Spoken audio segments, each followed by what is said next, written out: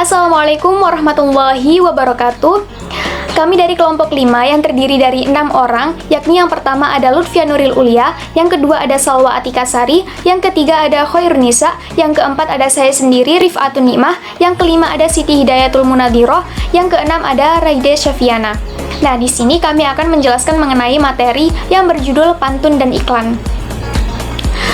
Baik, pembahasan yang akan kami bahas, yang pertama ada definisi pantun, yang kedua adalah ciri-ciri pantun, yang ketiga ada jenis-jenis pantun, yang keempat ada contoh pantun, yang kelima ada perbedaan pantun dengan syair, kemudian yang keenam ada hakikat iklan, yang ketujuh ada fungsi teks paparan iklan, dan yang terakhir adalah contoh teks paparan iklan.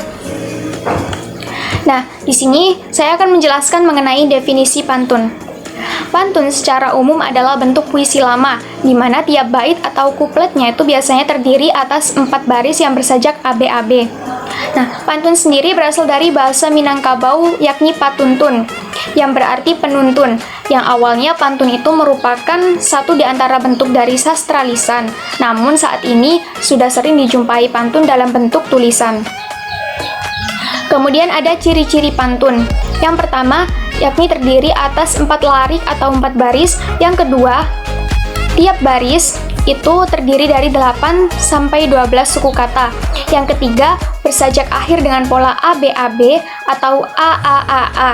Tidak boleh AABB atau ABBA. Kemudian terdiri dari 2 bagian, yakni sampiran dan juga isi, di mana baris pertama dan kedua itu merupakan sampiran, dan baris ketiga serta keempat itu merupakan isi dari pantun tersebut. Nah, materi selanjutnya akan dibahas oleh pemateri berikutnya. Terima kasih kepada pemateri sebelumnya. Di sini saya akan melanjutkan materi mengenai jenis-jenis dan contoh pantun. Pantun dibedakan menjadi 2. Yang pertama berdasarkan siklus kehidupan atau usia, dan berdasarkan isi. Pantun berdasarkan siklus kehidupan dibagi menjadi 3. Yang pertama pantun anak-anak. Pantun anak-anak merupakan pantun yang berkaitan dengan masa kanak-kanak, yang menggambarkan makna sukacita maupun dukacita. Yang kedua yaitu pantun orang muda. Pantun orang muda yaitu pantun mengenai kehidupan masa muda seseorang, yang biasanya berisi mengenai hubungan asmara, rumah tangga, perasaan, dan nasib. Yang ketiga yaitu pantun orang tua. Pantun orang tua yaitu pantun yang berisi mengenai adat budaya, agama, dan nasihat. Selanjutnya pantun berdasarkan isi. Yang pertama yaitu pantun jenaka. Pantun ini bertujuan untuk menghibur pembaca atau pendengarnya. Pantun ini berisi hal-hal lucu dan menarik. Yang kedua yaitu pantun nasihat. Pantun yang berisi nasihat dengan tujuan untuk mendidik dan memberikan nasihat kepada pembaca atau pendengar, yaitu dengan bentuk nasihat moral, budi pekerti, ataupun yang lainnya. Yang ketiga yaitu pantun teka-teki. Pantun teka-teki yaitu pantun yang berisikan teka-teki, yang memberikan kesempatan oleh pembaca atau pendengarnya untuk menjawab atau membalas pantun tersebut. Yang keempat yaitu pantun kiasan. Pantun kiasan yaitu pantun yang berisi perumpamaan atau ibarat, biasanya digunakan untuk menyampaikan suatu hal secara tersirat. Ada beberapa contoh pantun. Yang pertama yaitu pantun jenaka. Contoh pantun jenaka. Pergi berkebun, petik alpukat. Alpukat dimakan sambil berdiri. Nona datang kian mendekat, bersuara besar bikin aku lari. Selanjutnya contoh pantun adat. Manis madu semanis gula, madu dimakan enak rasanya. 1000 pulau 1000 budaya, jadi kebanggaan Indonesia. Selanjutnya yaitu pantun agama. Sepohon kayu daunnya rimbun, lebat bunganya serta buahnya. Walaupun hidup 1000 tahun, bila tak sembahyang apa gunanya. Contoh pantun cinta.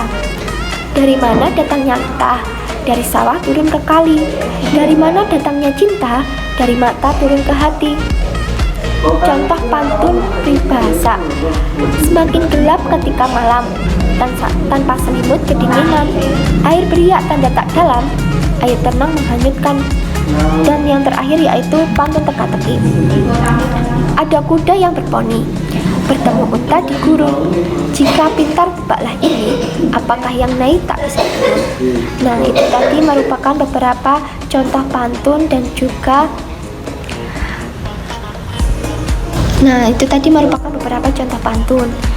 dan jenis-jenis pantun. Selanjutnya materi akan dilanjutkan oleh Mbak Lutfia. Terima kasih kepada pemateri sebelumnya. Baik, saya akan melanjutkan memaparkan materi tentang perbedaan pantun dengan syair. Pantun, setiap bait terdiri dari 4 baris. Setiap baris terdiri dari 8 sampai 12 suku kata. Suku kata itu apa? Contoh, kera, bermain, lempar, gelas. Artinya ada 9 suku kata. Rima akhir setiap baris adalah A, B, A, B. Baris pertama dan kedua merupakan sambiran, baris ketiga dan keempat merupakan isi. Bahasanya singkat, padat, dan jelas, menggunakan bahasa campuran. Sedangkan syair, setiap bait terdiri dari 4 baris. Setiap baris terdiri dari 8 sampai 14 suku kata. Bersajak A, A, A, A. Contohnya, jauhi semua perbuatan jahat, jauhi pula perbuatan maksiat. Mari kita segera bertaubat agar selamat dunia akhirat. Semua baris adalah isi. Jika pantun baris 1 dan 2 merupakan sampiran, nah di syair semuanya adalah isi. Di syair menggunakan bahasa kiasan. Itulah dia perbedaan daripada pantun dengan syair. Materi selanjutnya akan disampaikan oleh rekan saya, kepadanya dipersilakan.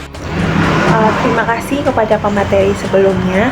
Baik, saya akan melanjutkan pemaparan materi tentang hakikat iklan. Jadi, hakikat iklan ialah pemberitahuan mengenai suatu barang atau jasa kepada masyarakat umum. Nah, pemberitahuan itu dilakukan supaya orang tertarik untuk membeli dan menggunakan barang atau jasa yang ditawarkan. Iklan dapat disampaikan melalui media cetak, audio, dan elektronik. Nah, iklan elektronik itu banyak loh jenisnya. Ketiga jenis iklan tersebut adalah iklan radio, iklan televisi, dan iklan internet. Nah, cukup sekian materi yang saya sampaikan. Selanjutnya akan disampaikan oleh rekan saya. Silahkan kepada rekan saya untuk menyampaikan materinya. Baik, terima kasih kepada pemateri sebelumnya. Di sini saya akan menyampaikan tentang fungsi teks paparan iklan. Fungsi teks paparan iklan itu ada 3. Yang pertama, teks paparan iklan sebagai persuasi. Yang dimaksud teks paparan iklan sebagai persuasi yakni memberikan arahan konsumen untuk membeli produk baik jasa maupun barang yang diiklankan. Yang kedua, teks paparan iklan sebagai informasi, yang artinya menyampaikan terhadap produk baru atau menyampaikan ciri dari produk dan lain sebagainya. Yang ketiga, sebagai reminder, yakni mengingatkan konsumen untuk mengenakan produk tertentu supaya selalu memakai produk tersebut. Sekian yang dapat saya sampaikan. Untuk materi selanjutnya akan disampaikan oleh rekan saya. Untuk penyampaian materi dipersilahkan. Terima kasih kepada Mbak penyampai materi sebelumnya. Baiklah, saya lanjutkan. Untuk materi selanjutnya yaitu mengenai contoh teks paparan iklan. Seperti yang kita ketahui, iklan merupakan salah satu cara para pengusaha untuk mempromosikan produknya. Maka dari itu, contoh teks iklan kerap kali dicari sebagai referensi. Kualitas dari iklan disajikan pun akan berpengaruh besar pada reputasi dari pebisnis atau perusahaan yang membuat iklan tersebut. Nah, untuk contoh teks paparan iklan sendiri ini banyak contohnya, ada dari contoh teks iklan minuman, kemudian layanan masyarakat, kesehatan, pendidikan, dan lain sebagainya. Di sini saya akan menyebutkan salah satu contoh teks iklan minuman. Jadi untuk teks iklan minuman ini biasanya dia ada slogannya. Contohnya ada iklan Maison, bantu semangat, oke lagi. Kemudian ada slogan dari teh kotak, persembahan dari alam. Kemudian untuk teks iklannya sendiri, di sini saya akan menyebutkan contoh teks iklan dari produk minuman teh pucuk. Kini pucuk teh terbaik ada di teh pucuk harum. Rasanya pas, nggak kemanisan. Teh pucuk harum, rasa teh terbaik ada di pucuknya. Kemudian saya akan menyebutkan juga teks iklan produk minuman Floridina Orange.